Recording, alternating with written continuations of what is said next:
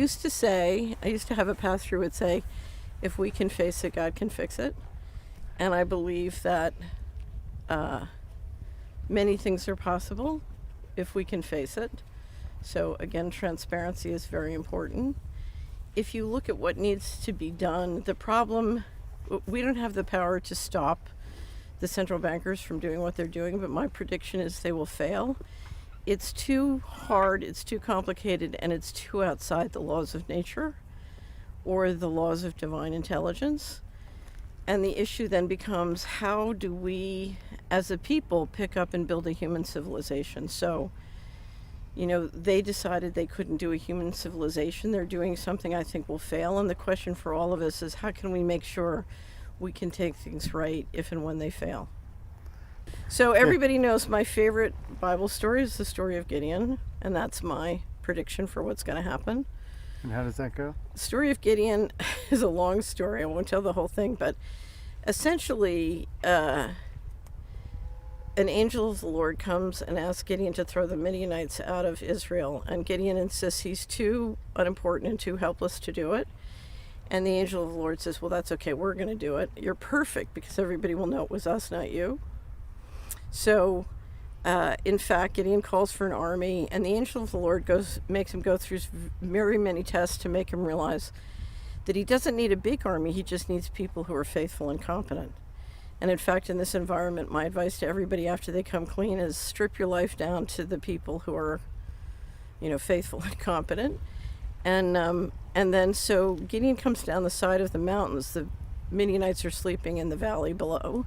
And he comes down with Gideon's army, banging pitchers and lanterns. And the Midianites are so hateful and suspicious of each other, they jump up in the dark and kill each other. And in fact, every time I've seen someone bring tremendous transparency to what's happening, that's what happens. The Midianites, a fight breaks out and the Midianites start killing each other. And if you look at what these guys are trying to do, it's so hard and complicated. I think the Midianite thing is going to happen par excellence. And the question for all of us is, okay, what's our plan if and when that happens? What's your plan if that happens? What is my plan? My plan is to build a human civilization. And again, first you bring transparency, then you rebuild the economy bottom up. But you have to, we are now integrating very powerful technology, and that means we have to grow spiritually. We have to, you can't have this kind of advanced technology, managed by cavemen.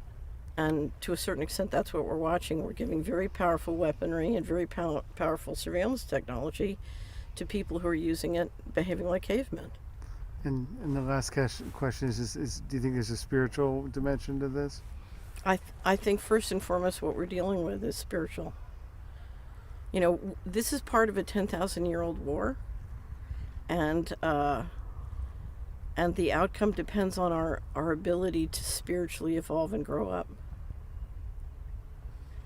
So, I tell everybody death is not the worst thing that can happen here. What can happen is you can lose your immortal soul.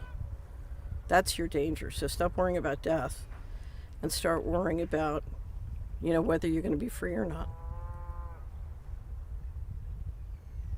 Okay, great. Thank you. That's good. Okay. I said it in one sentence. You did!